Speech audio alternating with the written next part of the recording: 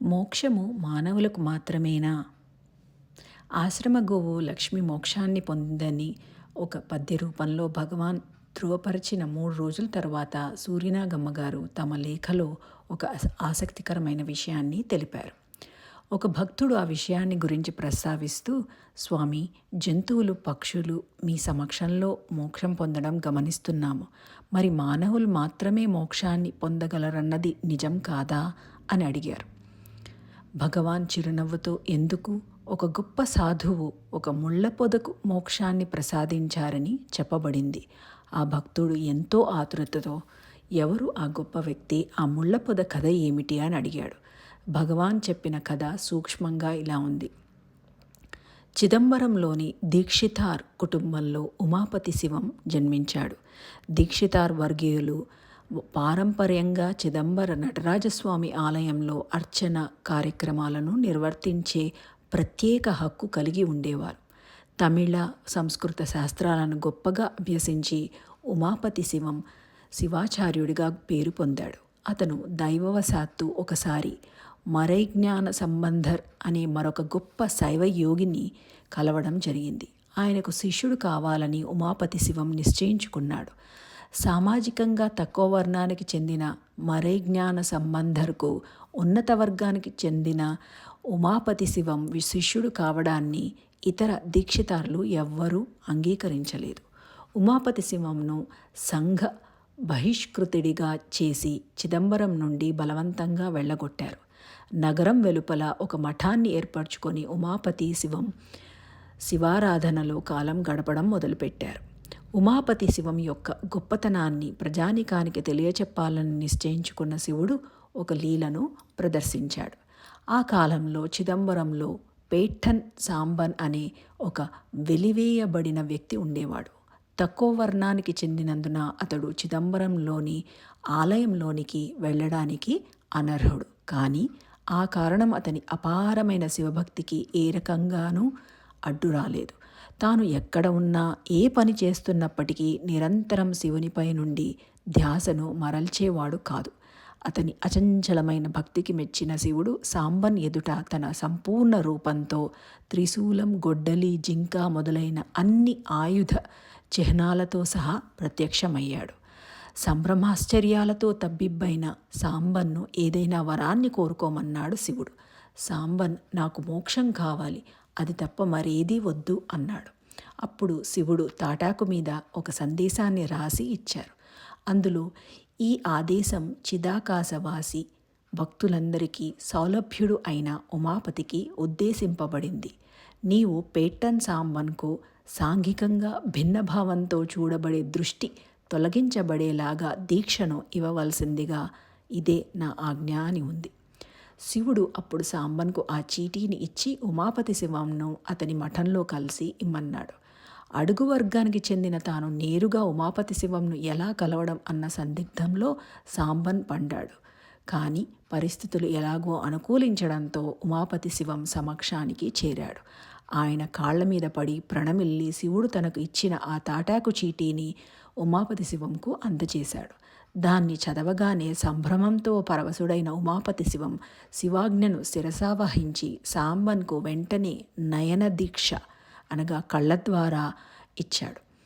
ఇప్పటికే ఉన్నత శ్రేణి భక్తుడైన సాంబన్ ఉమాపతి శివం యొక్క దృష్టి పడిన వెంటనే జ్యోతిగా మారి భౌతికంగా మాయమై చిదాకాశంలో లీనమయ్యాడు. ఎంతసేపటికి సాంబన్ తిరిగి రాకపోయేసరికి ఏమైందో తెలుసుకునేందుకు అతని భార్య మఠానికి వచ్చింది. సాంబన్కు మోక్షప్రాప్తి అయిందని, భౌతికంగా లేకుండా అతను మాయమయ్యాడని చెబితే ఆమె అస్సలు నమ్మలేదు. రాజుగారి దగ్గరికి వెళ్ళి ఉమాపతి శివం తన భర్తను చంపాడని ఫిర్యాదు చేసింది. అసలు సంగతి ఏమిటో స్వయంగా విచారిద్దామని రాజు సపరివారంగా మఠానికి వచ్చాడు. సాంబన్ గురించి ప్రశ్నించినప్పుడు అన్ని విషయాలు ఉమాపతి శివం రాజుతో చెప్పాడు. శివుడు తనకు చీటీని వ్రాసి పంపడం, తాను సాంబన్కు నయనదీక్ష ఇవ్వడం, దాంతో పేట్టన్ సాంబన్ చిదాకాశంలో లీనం కావడం అన్నీ విశదంగా తెలిపాడు. తాను విన్న సంగతులు అసలు నమ్మశక్యం కానివిగా రాజుకు అనిపించింది. అయినప్పటికీ ఉమాపతి శివం చెప్పినవి నిజమని నిరూపించడానికి అతనికి ఒక అవకాశం ఇవ్వాలన్న ఉద్దేశంతో రాజు తన సమక్షంలో ఇంకెవరికైనా మోక్షాన్ని ప్రసాదించమని సవాలు విసిరాడు. ఆ ప్రాంగణంలో ఉమాపతి శివం ప్రతిరోజు శివాభిషేకం చేసినప్పుడు లింగం నుండి ప్రవహించిన తీర్థంతో పెరిగిన ముళ్ళ పొద ఒకటి ఉండేది. ఉమాపతి శివం దాన్ని ఎంచుకొని దానిని నయనదీక్ష ఇవ్వడంతో ఆ పొద జ్యోతిగా మారి చిదాకాశంలో కలిసి భౌతికంగా మాయమైంది. ఆ సంఘటనతో రాజు అత్యాశ్చర్యం చెందినప్పటికీ ఉమాపతి శివం చేసినది నిజంగా మోక్షప్రధానమా లేక ఆ మొత్తం మాయాజాలమా అని సందేహపడి మరొక పరీక్ష పెట్టాడు. నీకు నటరాజస్వామి ఒక తాటాకు చీటీ ఇచ్చారన్నావు కదా, మనం దేవాలయానికి వెళ్ళి స్వామిని అడుగుదాం అని అన్నాడు. స్వామి ఏమి చెబుతాడో అన్న ఉత్కంఠతో అందరూ దేవాలయం చేరారు. పూజ జరిగిన తర్వాత కర్పూర హారతి ఇచ్చినప్పుడు నటరాజస్వామికి ఇరు ప్రక్కల సాంబన్ ముళ్ళ పొద కనిపించాయి. దేవాలయంలోని యథార్థం ఏమిటో తేలిన తర్వాత అందరూ ఉమాపతి శివం గొప్పతనాన్ని మెచ్చుకొని అతనికి క్షమాపణలు తెలుపుకున్నారు. శ్రీ రమణ రెమినిసెన్సెస్ అన్న తమ పుస్తకంలో జీవి సుబ్బరామయ్య గారు జంతువులు మొక్కలు కూడా కొన్ని ప్రత్యేక సందర్భాలలో ఆత్మానుభవ సిద్ధి పొందగలవని భగవాన్ చెప్పినట్లు రాశారు. గోవు లక్ష్మి మోక్షప్రాప్తికి ముందే అది రాయబడింది. ఇదిలా ఉంటే వైష్ణవ సంప్రదాయ సాహిత్యంలో కూడా ఇలాంటి ఒక సంఘటన తెలియవస్తోంది. చిన్ని కృష్ణుడు గోపికల ఇళ్లలో చోరపడి వెన్న దొంగలిస్తూ ఉండేవాడు. ఒకరోజు కృష్ణుడు ఒక గోపిక ఇంట్లో వెన్నకుండ పైకప్పు నుండి కొక్కానికి వేలాడదీయబడి ఉన్నది చూశాడు. కుండను గంటలతో అలరించాడు. వెన్న కోసం కృష్ణుడు కుండను కదిలించినప్పుడు గంట మ్రోగడం మొదలైంది. తాను దొంగతనానికి వచ్చిన విషయాన్ని బయటపెట్టినందుకు కృష్ణుడు గంటను తిట్టాడు. ఆ గంట తనను సమర్థించుకుంటూ నేనేమి చెయ్యను, నీకు ప్రసాదం నివేదించే సమయంలో గంట కొట్టడం ఆనవాయితీ. నీవు నోట్లో వెన్న పెట్టుకుంటుండగానే నేను మ్రోగాల్సి వచ్చింది అన్నదట.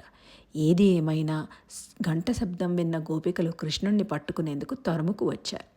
దాగుకునే స్థలం వెతుకుతూ కృష్ణుడు ఆ వీధి చివర ఒక ఇంట్లో దూరాడు. అది దధిపాండన్ ఇల్లు. అక్కడ ఎన్నో కుండలలో పెరుగు నిల్వ చేయబడి ఉంది. వాటి మధ్యలో ఒక ఖాళీ కుండలోకి కృష్ణుడు దూరి దాక్కున్నాడు. ఇదంతా గమనిస్తున్న దధిపాండన్ ఆ కుండ మీద కూర్చున్నాడు. కృష్ణుడిని వెతుకుతూ గోపికలు వస్తే అతను అక్కడికి రానే లేదని దధిపాండన్ బుకాయించి పంపివేశాడు. అలా కృష్ణుడు గోపికల నుండి అప్పటికి కాపాడబడ్డాడు. కుండ నుండి బయటికి రావాలని కృష్ణుడు ప్రయత్నిస్తుంటే దధిపాండన్ లేవకుండా ఆ అవకాశాన్ని పరుచుకుందామనుకున్నాడు. ఈ సంసార బంధాల నుండి నన్ను విముక్తుడిని చేస్తావని నీవు మాట ఇస్తే తప్ప నిన్ను కుండ నుండి బయటకు రానివ్వనని కృష్ణుడితో అన్నాడు. ఎలాగైనా కుండ నుండి బయటపడాలన్న ఆదుర్దాతో ఉన్న కృష్ణుడు అతనితో నీకే కాదు నన్ను గోపికల నుండి కాపాడిన ఈ కుండకు కూడా మోక్షం ఇస్తున్నాను అని మాట ఇచ్చాడు. అలాగ వాళ్లకు మోక్షప్రాప్తి జరిగిందని చెప్పబడింది. ఎన్నో శతాబ్దాల తర్వాత జరిగిన సంఘటన. పిళ్ళై పెరుమాళ్ అయ్యంగార్ అనే ఒక కవి విష్ణు సందర్శనానికి శ్రీరంగం దేవాలయానికి వెళ్ళారు. దర్శన సమయంలో నాకు నీవు మోక్షాన్ని ప్రసాదించవలసిందే అని గట్టిగా పట్టుబట్టాడు. అక్కడ గర్భగుడిలో విష్ణుమూర్తి ఆదిశేషునిపై విశ్రమించిన తీరులో ఉంటారు. స్వామి అంత సాహసధైర్యాలతో తనను నిర్బంధిస్తున్న వ్యక్తి ఎవరని చూడడానికి లేచి కూర్చున్నాడు. తక్షణ మోక్షప్రాప్తికి అతనికి అర్హత ఏమిటని అయ్యంగార్ను అడిగాడు. అయ్యంగార్, నాకు ఏ అర్హతలు లేవు, కానీ నీవు దధిపాండన్ ఇంట్లో ఒక కుండకు మోక్షాన్ని ఇచ్చావు. నేను ఆ కుండ కంటే ఎక్కువ అర్హత గలవాడిని. నా కోరిక నీవు తప్పక మన్నించవలసిందే అన్నాడు. దాంతో స్వామి నివ్వెరబోయి ఆలోచించడానికి నడుము వాల్చాడు. అంతే, అప్పటి నుండి తిరిగి లేవలేక అలాగే ఉండిపోయాడట.